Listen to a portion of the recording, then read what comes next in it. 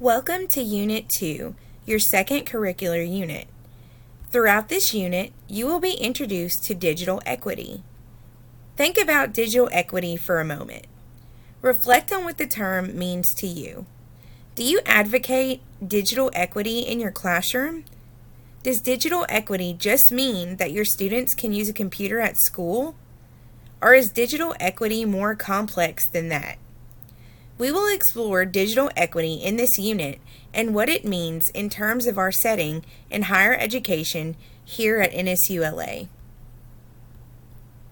Let's answer the question of what is digital equity? To fulfill digital equity in the learning environment, each student must have equal access to technology. This means every student, despite their situation. If a student is left out of the loop, then digital equity is not achieved. However, there are roadblocks that can be encountered with digital equity. What if the student is experiencing learning or physical challenges? What if the student comes from a low-income community and does not have access to internet at home? Digital divides like this do occur, but as educators, we must try our best to fill in the gaps.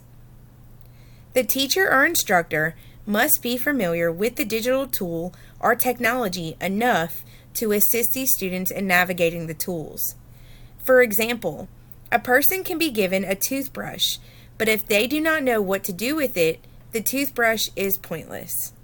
The same applies to technology. If students are introduced to technology, they should have the proper guidance in navigating the tools that they are met with. Lastly, digital equity paves the way for cultural participation in the world today. Diversity is ubiquitous in both employment, education, and life in general. When students are met with access and training to prepare themselves for the real-world necessities, they are well-equipped citizens of society. Let's talk about equitable access to technology. First, what is it? Well, connection to the internet needs to be present at a decent speed and bandwidth to meet the needs of all students and educators involved. Equitable access makes learning and teaching through technology available at any time when needed for both learners and teachers alike. Finally, an instructor that understands and is proficient in utilizing the technology is imperative.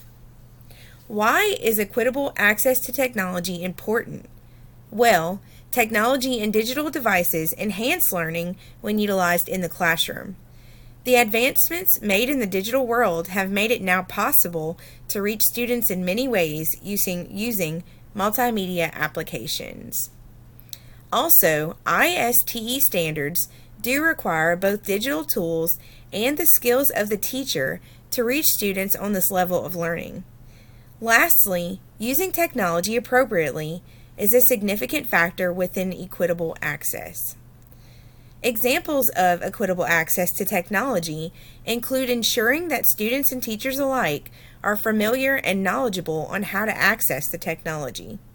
If they do not know where to find access, leaders are therefore responsible for outlining where they need to go for help achieving this.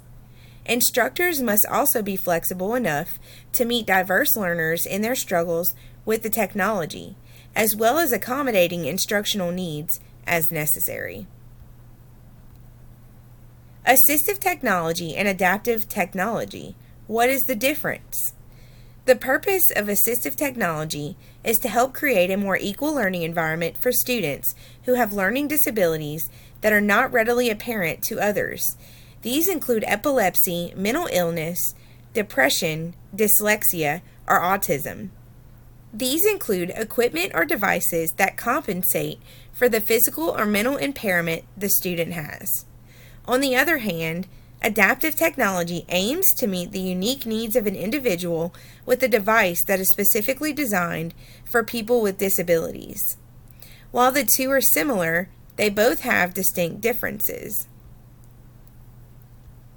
Examples of assistive technology include a myriad of devices.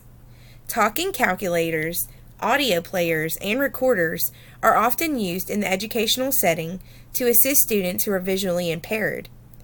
Text-to-speech is another software application that can aid students with disabilities to help normalize their learning experience.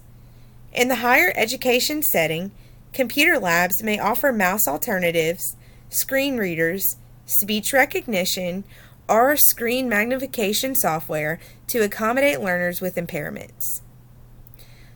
Looking into adaptive technology, examples of such can include large computer monitors, keyboard modifications, digitized text, and even software to adjust screen colors.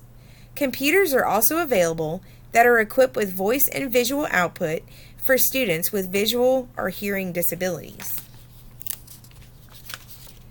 Now that you are more in tune with these technologies, you as an educator can help to bridge the digital divide that still exists in many areas of education today. Thank you.